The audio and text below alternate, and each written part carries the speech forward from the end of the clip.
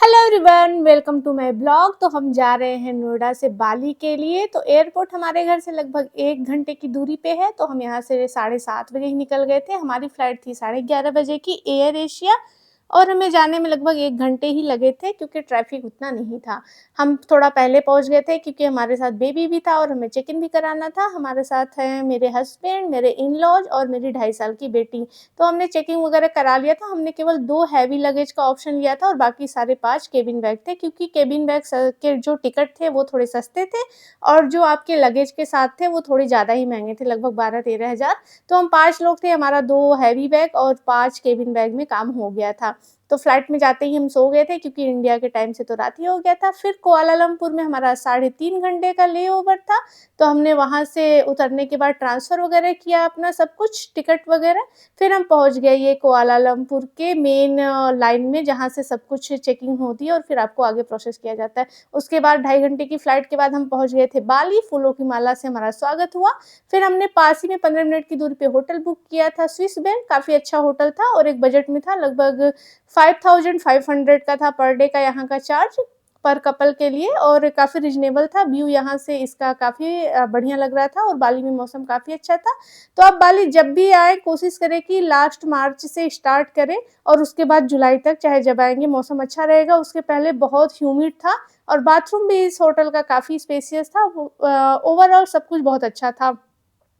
तो हमने यहाँ पे लंच किया, फिर कुछ देर रेस्ट किया और फिर हम निकल गए यहाँ से स्पा के लिए। हमारे ट्रैवल एजेंट ने जो था आज ही के लिए हमारा स्पा बुक किया था और हमारी यही चॉइस भी थी कि हम आज ही कराएँगे, क्योंकि उसके बाद तो सारी जगह घूमने में ये पॉसिबल नहीं हो पाता।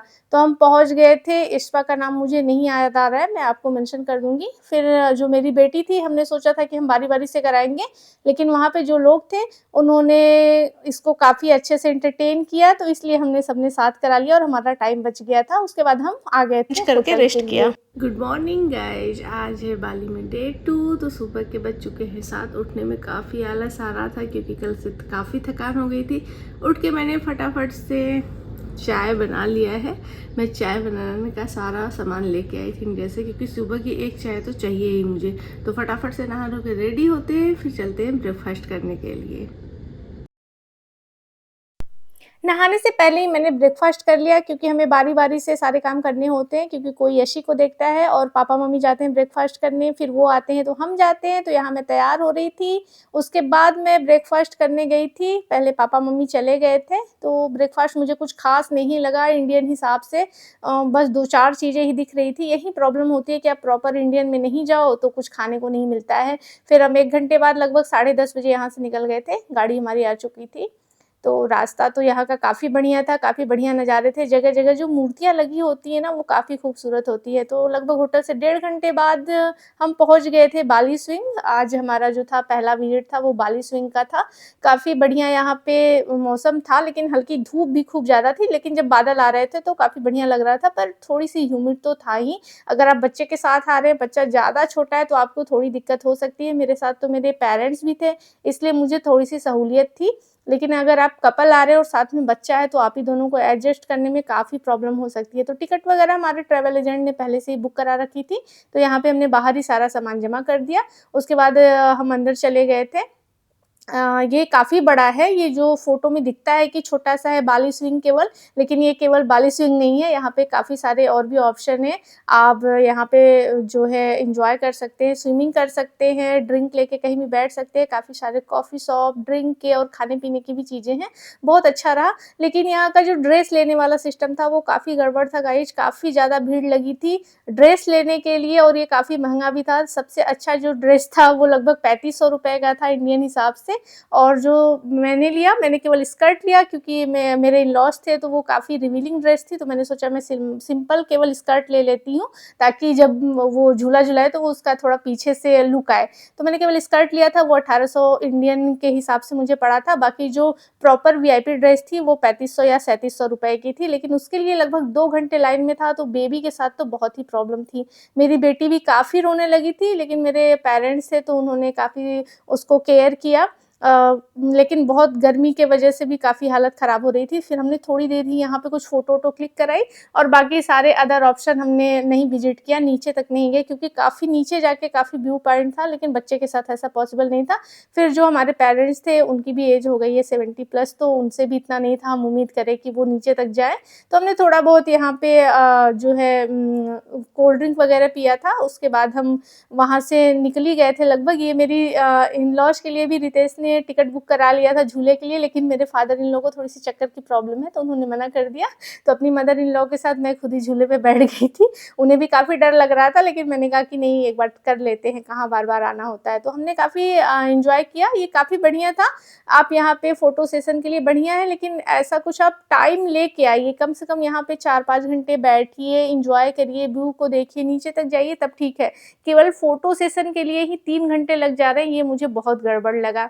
हमारा बहुत सारा टाइम इसी में बर्बाद हुआ, केवल ड्रेस लेने में, उसको ट्राई करने में, लेकिन सब लोग सोचते हैं कि एक बार आए हैं, तो ये तो किया ही जाए। तो इसीलिए अगर आपके साथ ज़्यादा छोटा बच्चा है, तो आप सोच समझ के प्लान करिएगा। आपके बच्चे के नेचर के ऊपर भी डिपेंड करता है कि वो थोड़ा शरारती है या तो थोड़ा शांत है, और अगर बुजुर्ग भी हैं, तो थोड़ा ध्यान रखिएगा क्योंकि यहाँ पे काफ़ी चलना-वलना है, तो इस तरीके से आप अपना ध्यान देखिएगा कि आपको आना है कि नहीं आना है।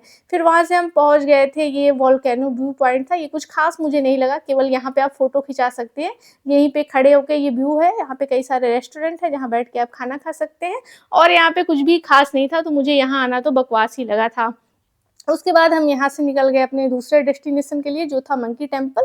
मैं लास्ट में एक वीडियो बनाऊँगी क्योंकि मैं बाली 2 बार आ चुकी हूँ, तो मैं आपको बता सकती हूँ कि आप कहाँ आएँ, कहाँ ना जाएँ, और पेरेंट्स और बच्चे के लिए आपको जब साथ में आना है तो कौन-कौन सी जगहें ज़्यादा सूटेबल रहेंगी, कौन-सी नहीं रहेंगी।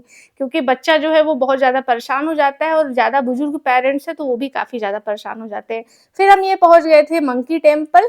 इस टेम्पल में अंदर थोड़ी बहुत गुफ़ा वग़ैरह थी और कई सारा बंदरों का झुंड था।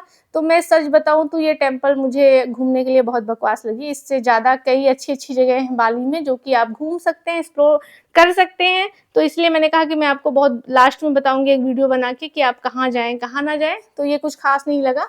ऐसे ही गार्डन टाइप का था और अंदर काफ़ी बंदर थे। कई सारे लोग उनके साथ फ़ोटो क्लिक करा रहे थे। लेकिन हमने तो नहीं कराया क्योंकि हमें थोड़ा डर ही लगता है। तो हम दूर ही थे बंदरों से, इनका कोई भरोसा नहीं होता। लेकिन हाँ, यहाँ के जो बंदर थे ना गाइज़, वो दूसरे तरीके के हैं, जो कि हमारे इंडिया में लंगूर होता है और जो मंकी होते हैं, उनकी कोई मिक्स सी प्रजाति थी। इनका मुँह तो जो है वो बंदरों जैसा होता है, लेकिन बाकी सारा बॉडी स्ट्रक्चर जो है वो लंगूर जैसा होता है। तो आपको एक अलग प्रजाति देखने को ज़रूर मिलेगी, लेकिन यहाँ ऐसे ही आप चलेंगे, पेड़-पौधे वगैरह ही थे। कुछ ख़ास मुझे नहीं लगा, और सारे मंदिर तो बंद रहते हैं, वो केवल वहाँ के पुजारियों के लिए ओपन होते हैं, टूरिस्ट वगैरह के लिए तो यहाँ के कोई मंदिर ओपन ही नहीं होते हैं। आप दर्शन वगैरह कुछ नहीं कर सकते, और वैसे भी हमें क्या ही समझ में आएगा, इनका जो रिलीजन है, ये तो यही लोग जानते होंगे। तो हमें कुछ ख़ास सी ये जगह नहीं लगी थी, बस थोड़ा बहुत फ़ोटो सेशन कराया, और काफ़ी अंदर पैदल चलना था, और हमारे पास स्ट्रॉलर भी नहीं था। स्ट्रॉलर जो है वो होता भी तो आप नहीं चल पाते क्योंकि जगह-जगह सीढ़ियाँ थी, तो बहुत ये मुझे कुछ ख़ास नहीं लगा। फिर यहाँ पे शाम को ये केचक डांस होने जा रहा था, जो कि बाली का फ़ेमस डांस है। इसमें काफ़ी सारे लोग बैठ गए थे, लेकिन हमें काफ़ी गर्मी लग रही थी और बच्चा भी मेरा परेशान हो रहा था, तो मैंने सोचा डांस को तो अवॉइड ही करते हैं। तो ये देख रहे हैं काफ़ी बंदरों का झुंड है, और यहाँ पे इन लोगों को शकरकंदी और आलू स्पेशली खिलाया जाता है, लेकिन आप कुछ भी खिलाने की गलती ना करें क्योंकि ये कभी भी अटैक कर सकते हैं, और चारों तरफ रहते हैं तो आप कुछ कर भी नहीं सकते। और यहाँ इतने सारे बंदरों के बीच में केवल एक गार्ड था जो इनका केयर कर रहा था। अगर इन्होंने आप पे अटैक कर दिया, वैसे तो ये करते नहीं है, लेकिन मूड का तो कोई भरोसा नहीं रहता कि कब ये लोग क्या सोचे। तो यहाँ डांस स्टार्ट हो चुका था, जो भी इनका प्रोग्राम था। सारे लोग बैठ चुके थे, प्रोग्राम स्टार्ट हो चुका था, लेकिन हम यहाँ से निकल गए। ये यहाँ की दीवालों पे थोड़ी बहुत जो है टाइल्स पे बनी टाइल्स नहीं, स्टोन के जो भी इनके दीवार थे, इस पे थोड़ी बहुत स्ट्रक्चर बनी हुई थी। फिर ये यहाँ रास्ते में उबुद मार्केट पड़ा था, अगर आपको थोड़ी बहुत शॉपिंग करनी है तो आप उबुद मार्केट से ले सकते हैं, लेकिन उबुद जैसे मुझे सरोजनी टाइप का ही लगता है, तो मुझे लगा यहाँ से कुछ ऐसे वुडन के आप थोड़े बहुत सामान ले सकते हैं डेकोर के। वैसे कुछ खास कपड़े वगैरह ये सब नहीं मिलते हैं। इससे अच्छा तो आपको इंडिया में ही शॉपिंग कर सकते हैं। तो यहाँ शॉपिंग करने के चक्कर में अपना टाइम वेस्ट ना करें। थोड़ा बहुत कहीं आपको घूमना है या कुछ देखना है तो बात अलग है, लेकिन मेरे हिसाब से तो ये वर्थ नहीं था कि इस मार्केट में आप जाएँ और अपना 1 दिन पूरा शॉपिंग के चक्कर में बर्बाद करें। तो कुछ ख़ास नहीं था यहाँ का मार्केट। मुझे तो ऐसे ही झोले वग़ैरह कुछ सही लग रहे थे कि आप ऐसा कुछ ले सकते हैं, बाकी तो मुझे कुछ ख़ास समझ में नहीं आया।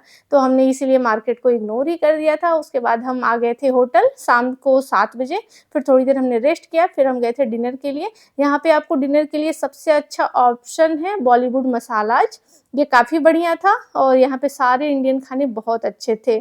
तो हमने अपना जो है डिनर कंप्लीट किया, फिर होटल आ गए थे और हम जल्दी सो गए थे क्योंकि हमें दूसरे दिन भी जल्दी उठना था। तो मिलते हैं दूसरे ब्लॉग में। Bye bye.